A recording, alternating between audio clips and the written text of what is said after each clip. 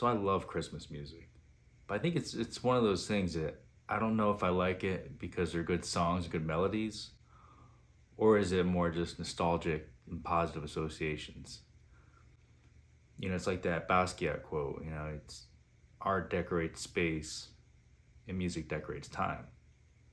And so is it one of those things that as my childhood growing up in that sentimental time, was it just decorated with the Christmas classics and they just became so ingrained in that association of family, presents, and no school?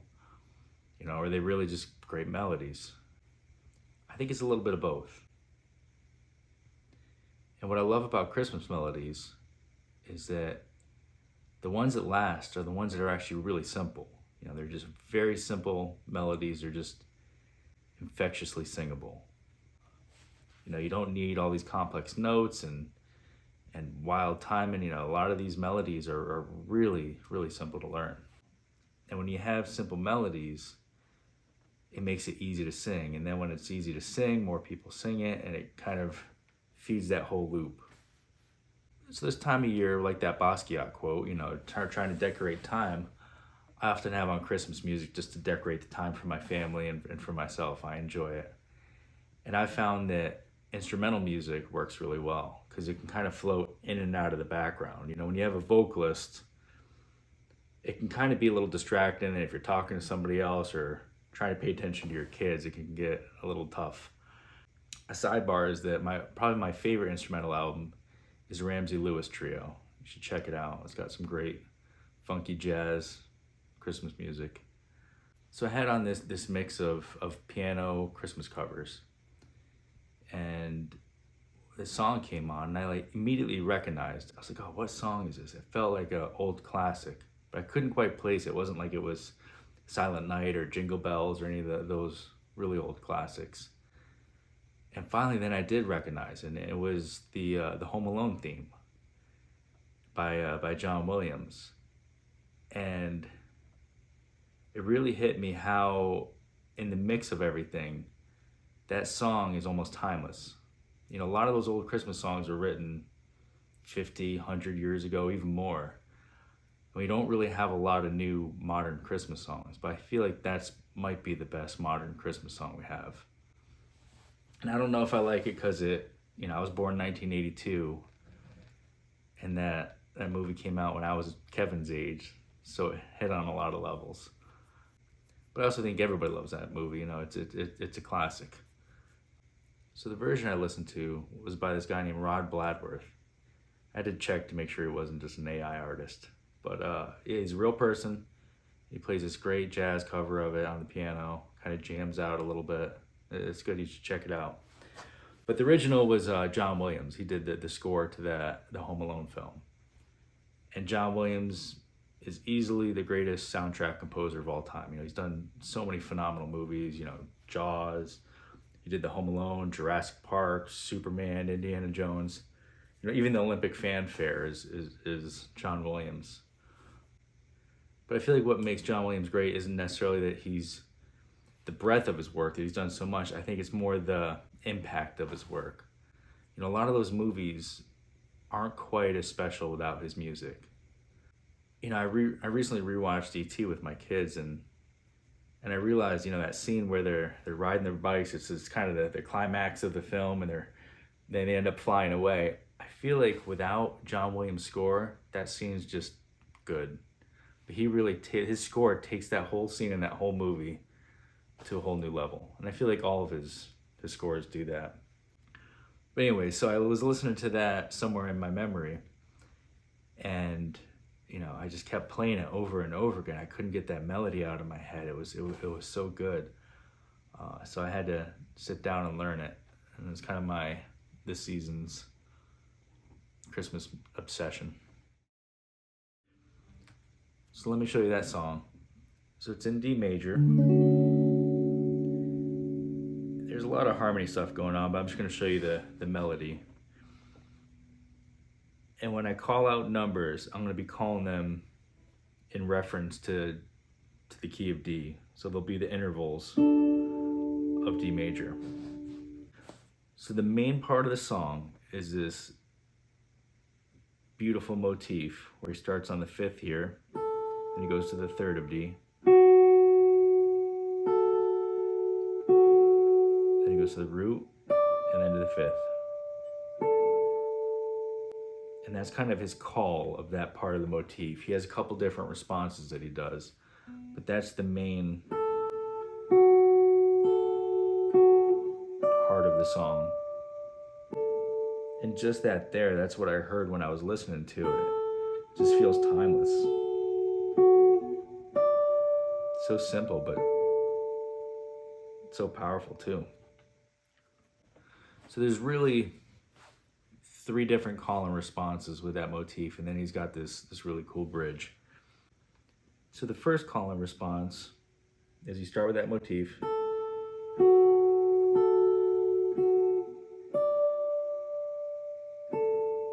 then here's the response.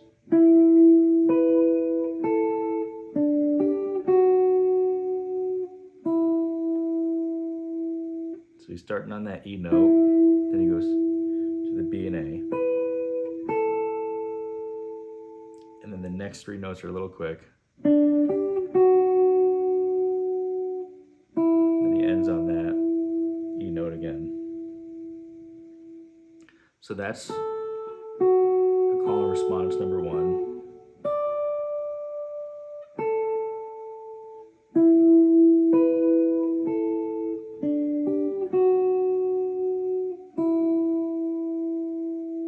Call and response 2 starts with that same motif.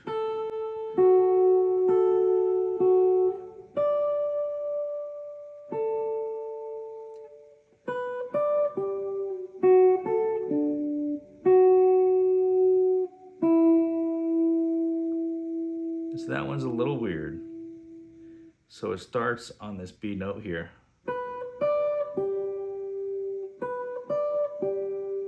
And then it goes to the F sharp note, the 3rd of D. And then back to that 3rd of D. And then to the E.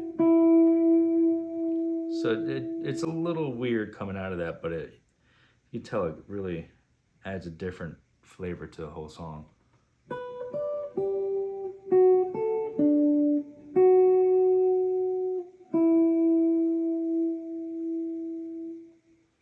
So the bridge leaves that D major diatonic thing, and it becomes more of a pattern ascendant kind of build and tension and type of thing. So you start on the D, on the 3rd of D, then you start on the 3rd of E, 3rd of F sharp, and then you just kind of outline D major 7. And one thing to note with this song and many other major songs is if you hang on that major 7, it creates a lot of tension and almost gives you that melancholy vibe. Almost, it's not like the minor vibe, but it's a little longing because it just wants to go to that root. So he does that bridge.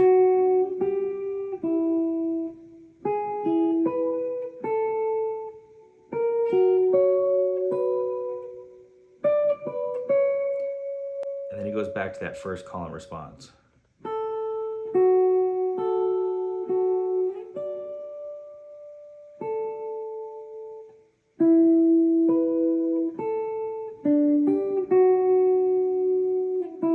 And then call and response 4 kind of builds a bunch of tension at the end.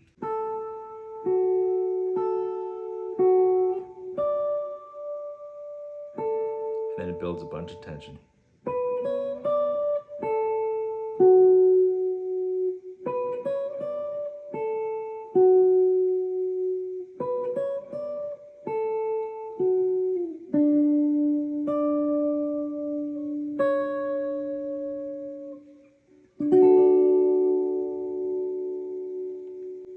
So that end part is you're ending on that 5th of D for that first motif. And then you go to the 6, 7, root, 5th, 3rd.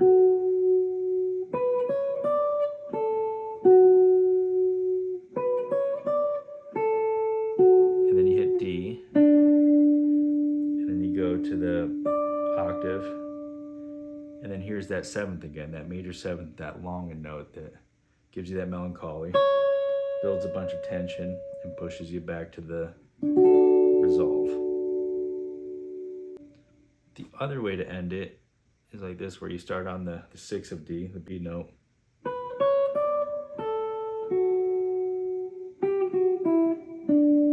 So there's a little less tension, a little more kind of playful end there, which fits the whole comedy of the movie.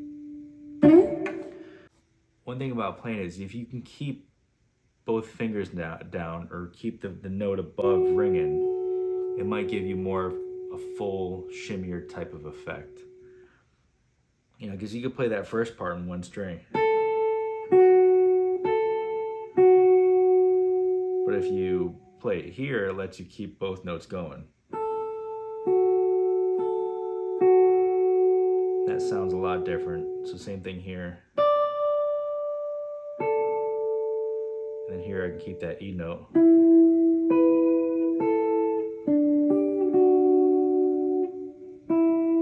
As opposed to.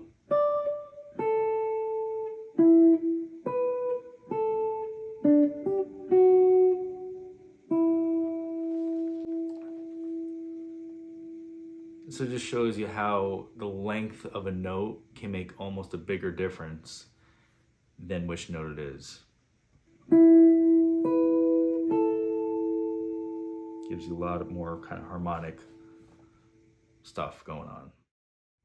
So music theory wise, I feel like what he does is he hangs on that fifth a lot.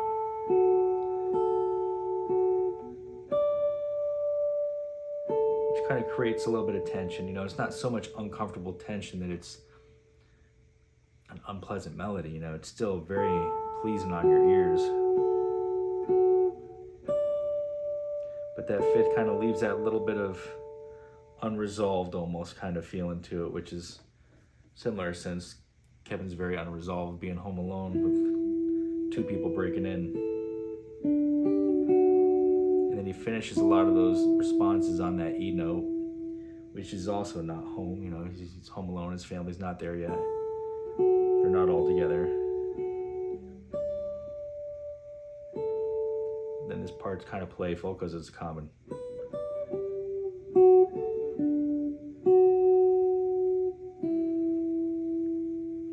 And then he builds his tension part here, which is great.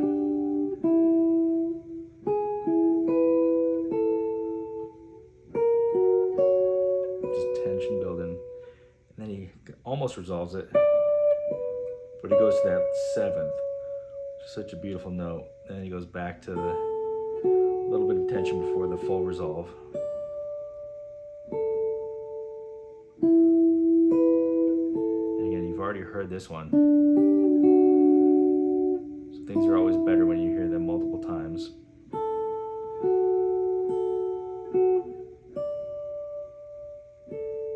And then he takes you home. He lands on that third of D.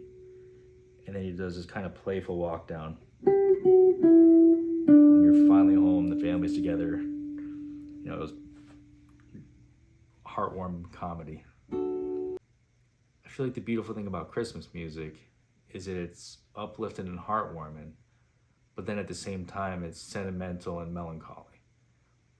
And I feel like John Williams strikes kind of that perfect balance with that score.